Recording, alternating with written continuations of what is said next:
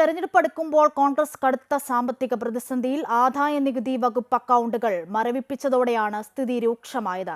ലോക്സഭാ തെരഞ്ഞെടുപ്പ് പ്രചാരണത്തിന് പിസിസികളും സ്ഥാനാർത്ഥികളും പണം കണ്ടെത്തേണ്ട സാഹചര്യമാണ് നിലവിലുള്ളത്. ആദായനികുതി വകുപ്പിന്റെ നടപടിയെ തുടർന്ന് സ്ഥാനാർത്ഥികളുടെ പ്രചാരണത്തിനുള്ള AICC വിഹിതത്തിന്റെ കാര്യത്തിലടക്കം പ്രതിസന്ധി ഉടലെടുത്തിട്ടുണ്ട്. നേതാക്കളുടെ യാത്രാ ചെലവുകളിലടക്കം പ്രതിസന്ധി നേരിടുന്ന സാഹചര്യമാണുള്ളത്. അതുകൊണ്ട് തന്നെ പ്രധാന നേതാക്കളുടെ പ്രചാരണ പരിപാടികൾ വെട്ടിച്ചുരുക്കാനുള്ള ശ്രമം നടക്കുകയാണ്. ED അടക്കമുള്ള കേന്ദ്ര അന്വേഷണ ഏജൻസികളുടെ നടപടികൾ പ്രതിപക്ഷ നിരയിലെ നേതാക്കൾക്കെതിരെ നടക്കുകയാണ്. 5 വർഷം മുമ്പ് ലോക്സഭാ തെരഞ്ഞെടുപ്പ് സമയത്തെ ആദായനികുതി റിട്ടേൺ അടയ്ക്കാൻ വൈകിയെന്ന കാരണത്താലാണ് ആദായനികുതി വകുപ്പ് കോൺഗ്രസിന്റെ ബാങ്ക് അക്കൗണ്ടുകൾ മരവിപ്പിച്ചത്. 210 കോടി ആദായനികുതി വകുപ്പ് കോൺഗ്രസിന് പിഴയും ചുമത്തിയിരുന്നു.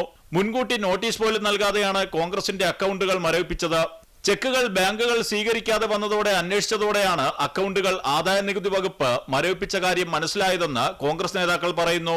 കോൺഗ്രസിന്റെയും യൂത്ത് കോൺഗ്രസിന്റെയും NSUIയുടെയും 4 അക്കൗണ്ടുകളാണ് മരവിപ്പിച്ചത്.